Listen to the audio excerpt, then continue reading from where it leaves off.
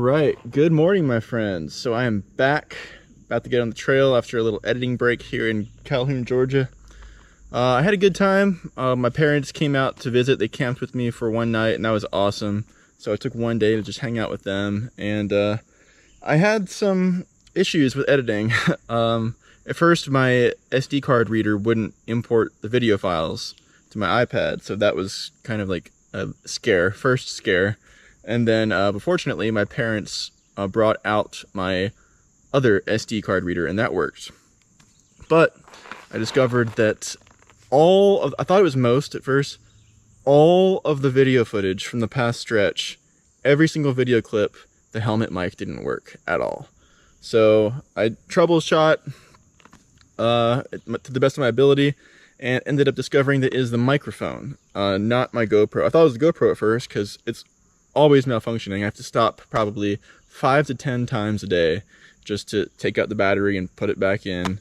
So there's a lot of hassles with GoPro. I thought it was that at first, but it turns out it's the mic. So I was able to hunt down a mic. I found one at a music store in Calhoun. So anyway, got that done. I cleaned the chain. I washed the bike. I'll show you. It's not like immaculate, but you know, I got most of the dirt off of it. So looking pretty good. I also got a couple new bungee straps to help secure the backpack because I'm always feeling it wiggling around while I'm riding, especially on the rough stuff. Let's see, I also replaced a screw. There's a screw that rattled out of my dash, so I replaced that. It was, of course, you didn't hear about it because my helmet mic wasn't working in the last episode. But yeah, a screw rattled out of the dash completely, so it's gone. And it was just shaking and it was loud, kind of annoying. Not a huge deal though, but anyway, replaced the screw. And anyway, it was an eventful little break. I was able to make a video. You guys saw it hopefully already, episode 10, out of the footage that I had with 0 dialogue, no audio. So did the best with what I could, and I'm hoping the new mic works out. It might not, but I'm just gonna keep on trucking, keep on creating, work with what I have, and just let it unfold however it may unfold. But anyway, I'm ready to get back on the trail. I'm pumped. It's been a few days. I'm excited. Let's do this. All right, here we go. Headed for the TAT.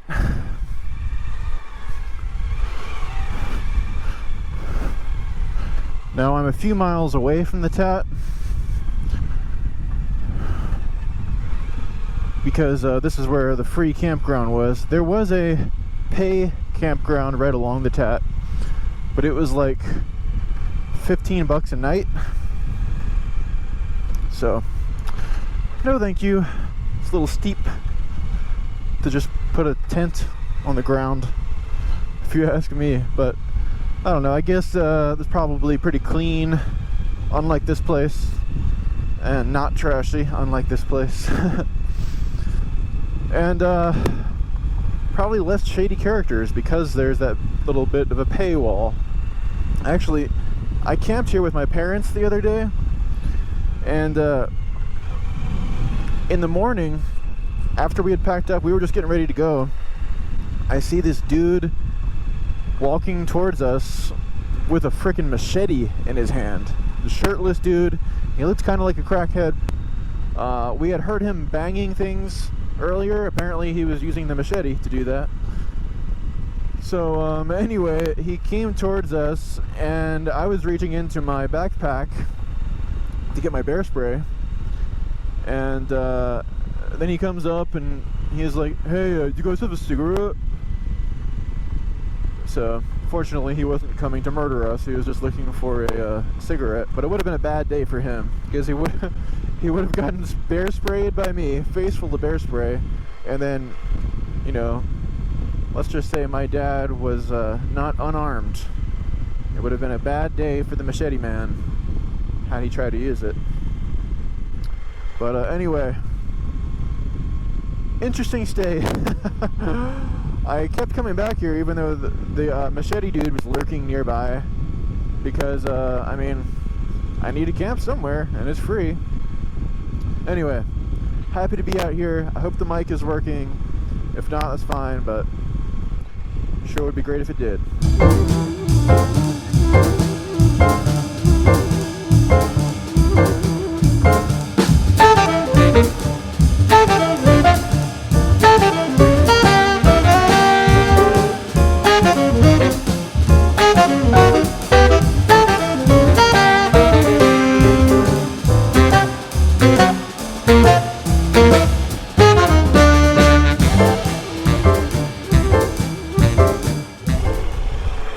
There's a lot of switchbacks and zigzags on the map here, so it does appear as though it's a challenging section. This is already pretty tough. This is a loose gravel right here. Whoa. Oh my god. I'm feeling it go all over the place.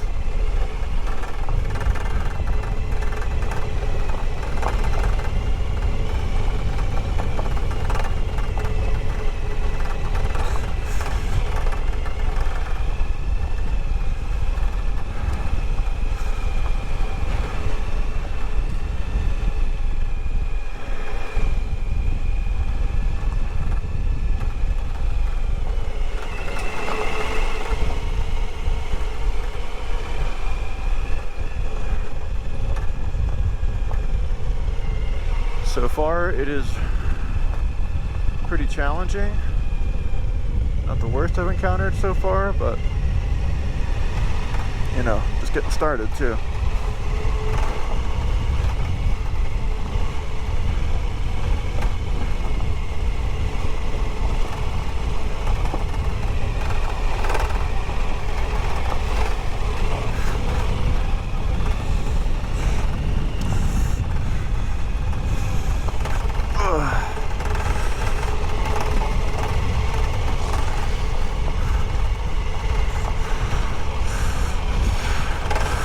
Jeez, this is rough. Oh, ow!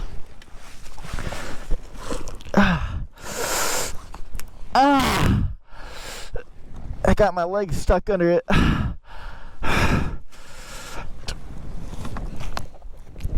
Oh. Whew. Oh my god. I need to take a minute.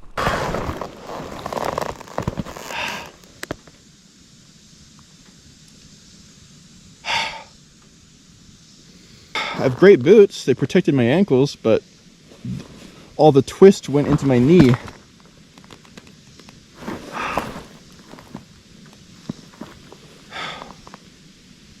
This sucks. I don't know what I'm gonna do, but my knee doesn't feel good. I'm not sure if I'm injured yet. It might take a minute to see. I don't know about this. I'm not sure if I have a bike that can handle this, to be honest. I don't know. I need a minute. So I've just been hanging out for a couple of minutes, reflecting, thinking on life, thinking about what I want to do next. I noticed something. Might be hard to see. I don't know if you can see that or not, but that is what caused the crash. Pretty sure what happened was I hit one of these rocks or one of these ledges here, either that rock or one of these ledges with the skid plate, and I think that's what kind of knocked me off balance and threw me over. So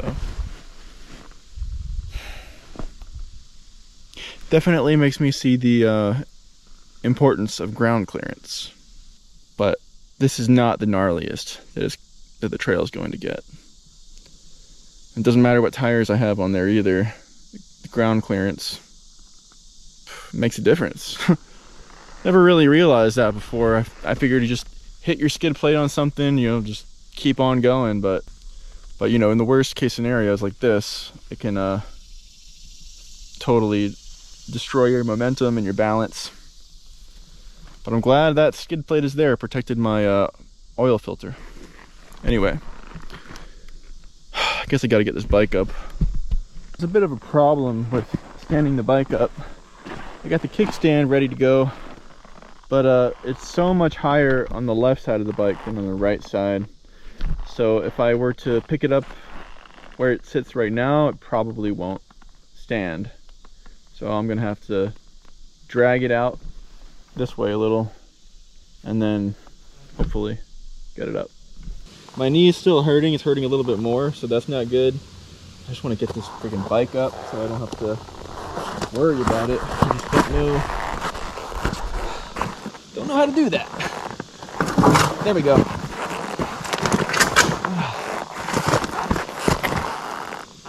I'm sure the bike loves that. Oh, off there. It's gonna look great after this.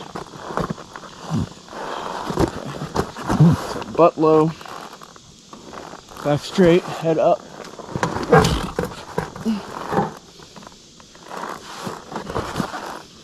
Should be in first gear, so I don't think I have to worry about the brake. Come on!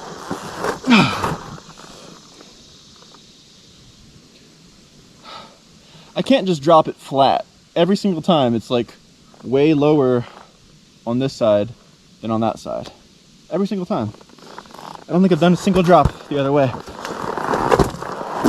Ah! That's right, bitch! Kickstand down. Yep.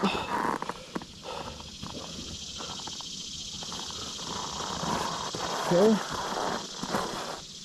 Alright. Yeah, it's not gonna stay like that. But if I get the kickstand down, I mean, if I put it back up, then I can power it up to this flat spot up here. Good. Good.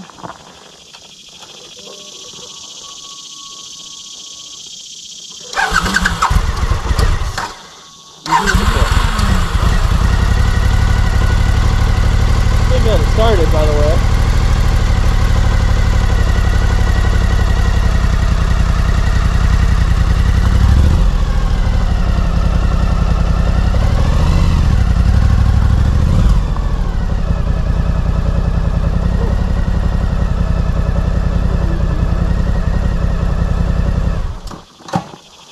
There we go. As long as it's leaning, I'm happy.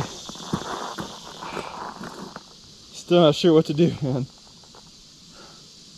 This is kind of overwhelming me quite a bit. Kind of questioning everything right now. Wow. Just as I turned the camera on, I looked down to see my rear brake. Not supposed to bend in that way. It's supposed to go this way. So, anyway, I've been taking some time here to think about what I'm gonna do, and what I really can't get past is that I hit my bike's limitation as far as ground clearance goes. It's like, if it was on me, if it was my fault, then I could learn from that experience and implement that lesson in the future. But the lesson that I learned here is that I bit off more than I can chew, more than my bike can chew, basically. The trail is only going to get more rugged the further west I go. Even Arkansas is going to be pretty rough. And my bike's ground clearance, I don't think it's up to the task. What I'm going to do is I'm going to turn around and I think I'm going to head home. My knee is hurting. I need to let that heal at least for a couple of days, I think. And I need to figure out what the plan is, what I'm going to do next.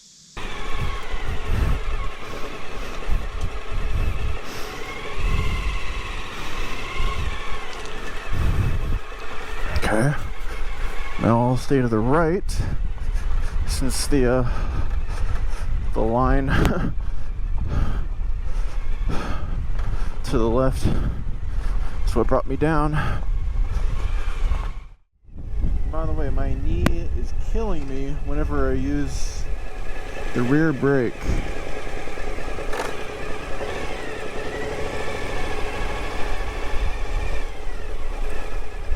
So take a few days here, figure out what the plan is. Alright guys, I have some great news for my adventure. There is a new hope for me doing the TAT. I'll tell you about that in a second. So yes, I've been here in Noonan, Georgia for a couple days, letting my knee heal from my wreck. My knee's doing a little better than yesterday. Let's see, I got here 2 days ago, and yesterday was pretty bad. It was really swollen, really stiff, limping quite a bit. I still am limping, but not quite as bad as yesterday, so it is healing. I'm icing it, taking ibuprofen, resting it, elevating, doing all the good stuff for it, for the most part. So that's going well. Still not quite ready to get back on the road, but I should be within a couple days, I'm pretty sure. 2 or 3 more days, I think I should be fine. So anyway, there is something awesome that I'm excited to share with you. So Sean from Warrior Expeditions saw my last video about my crash and about how my bike isn't able to handle the terrain of the TAT. And so Sean reached out, and he is very familiar with the TAT. He's ridden some or all of the eastern part of it, and he told me that if I take the GPS Kevin route, which is a different route than what I'm taking. I've been taking the original Sam Carrero route, who founded the TAT. But if I change it up and take the GPS Kevin route, he actually has alternates for adventure bikes for every sketchy section, or supposedly every sketchy section. We'll see. But that is so perfect because I have an adventure bike, and that's the issue. It's just not quite capable of doing what, you know, like a dirt bike can do. It's just too big, bulky, and the ground clearance is too low. So the fact that the GPS Kevin route has alternates for adventure bikes is a huge game changer for me.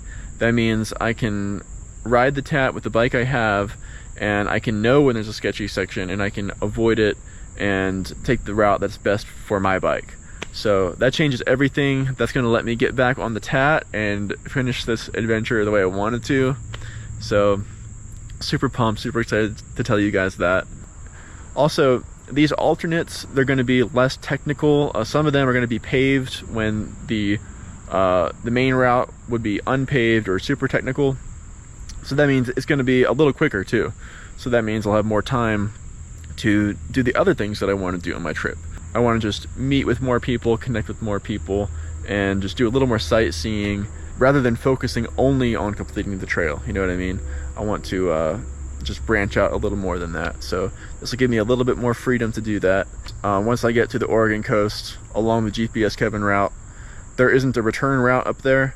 So from there on, I'll make up my own route, like I was talking about doing in the last video when I was noting how I can't take my current bike on the rest of the TAT.